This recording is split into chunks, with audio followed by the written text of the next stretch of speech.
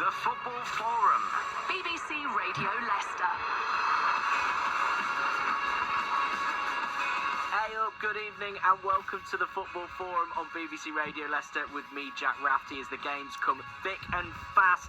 On the show, we'll reflect on Friday night's draw at West Brom, and you'll hear from the man whose volley led to that late equaliser, Bobby D. Cordova-Reid. And then we'll turn our attention to Tuesday as City are back at King Power Stadium, take on newly promoted and much talked about Wrexham. Leicester in need of a win after 3 draws on the spin. To do all of that, with me is former Foxes goalkeeper coach and interim boss, Mike Stowell. Stowley, how are you? Good evening, Jack. I'm very good. How are you? Very good, thank you. I should say, in off the subs bench to replace Pipes on his birthday, so we appreciate you doing that. And I guess we should start by saying happy birthday to Pipes. Happy birthday, Pipes. Yeah, happy birthday, Pipes. And I'm sure he's knee-deep in pints by now already on his birthday, and rightly so. As well as that, we'll also reflect on a defeat for Leicester City women in the WSL yesterday. And we'll talk Harbour Town, who've been drawn away Altrincham in the 4th qualifying round of the FA Cup earlier on today. We'll hear from manager Mitch Austin. All of that coming up between now and 7 o'clock. Welcome to the show. The Football Forum. BBC Radio Leicester. Thanks for your company tonight. Let's start then by looking back on that 1-1 draw for Leicester City on Friday night. Every kick, Every goal. every game, live. BBC Radio Leicester Sport. The Hawthorns has been a very happy hunting ground for the Foxes in the last few years, winning their last 6 here under 6 different managers. In fact, you have to go back to 2010 for the last time Leicester lost an away trip to West Brom. If they can make it 7 on the spin, they'll start the weekend in the automatic promotion spots before the rest of the league kick a ball. For the Baggies, they're coming into this one after back-to-back defeats. It's West Brom against Leicester City in the Championship. Abdul Fatawu crosses the halfway line with a pass from Ricardo. He looks to go long to Jordan Ayew. Beat the offside trap into the box. Jordan Ayew past the goalkeeper and just wide of the goal. The West Brom players were calling for offside. There was no flag from the assistant. Chance for Jordan Ayew. Lovely little touch from Hegebo into Samuel Illing Jr., who goes past fast, goes into the penalty area. Little touch past Jakub Stolarczyk and into the bottom corner. A wonderful individual goal from Samuel Illing Jr. on his first start for West Bromwich Albion. And despite having the bulk of the play so far, Leicester City are behind within 10 minutes.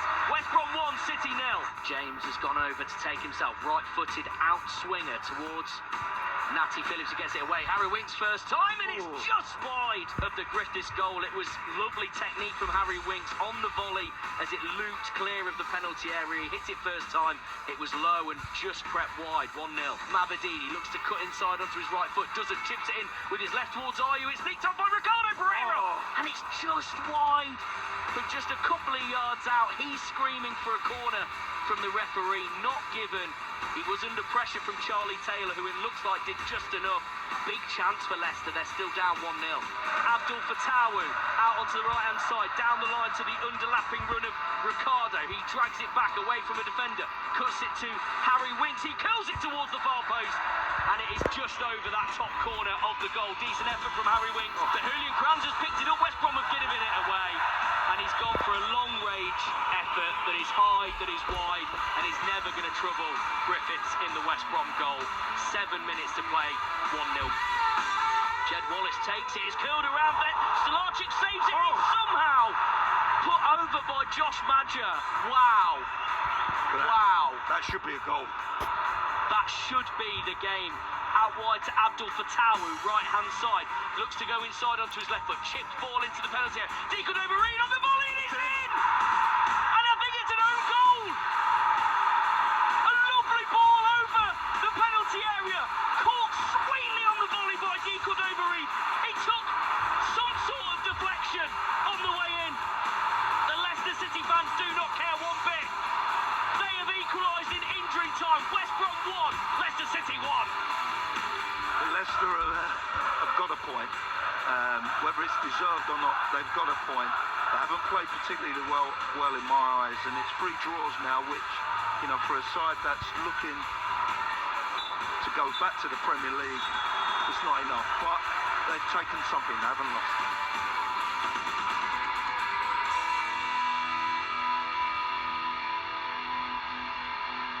So 1-1 on Friday night for Leicester City then. Mike Stout, another point on the road. What did you make to both the game and the performance from City?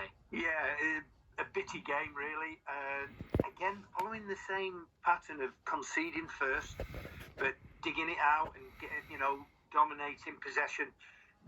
The one stat that I didn't like was 17 attempts and 1 on target.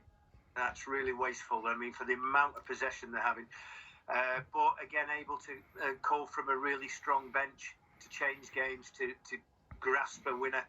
Is a point good enough? Not bad at West Brom, because they will be one of the stronger teams. West Brom on their night could have really nicked it if they'd been a bit more clinical. But it's never an easy place to go to the Hawthorns yet. Again, unbeaten for the 16th year at Hawthorns. Just don't be too many points as in draws now. Really need to start grabbing a win. But still in a really healthy position with a home game tomorrow night. That's the bitty, I think, is the perfect word to describe that game. But you mentioned there about the number of shots compared to how many of them are on target. Feels like they struggled to create huge amounts of good chances in the last couple of games, not necessarily just against West Brom. Will that worry Marty Cifuentes, do you think? Well, it will. It will. I'm not going to lie and say, oh, no, he'll be fine about this, because you need these big chances.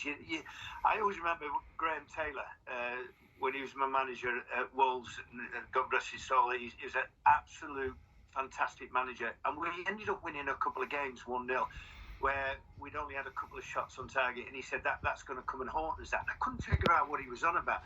And basically, he was right. He says, you need to be creating 10 really good chances a game. Otherwise, your luck's going to run out and you're not going to get that deflected goal. You're not going to get that one goal from set play. You must create chances. They talk now in XGs, don't they, in the data analysis.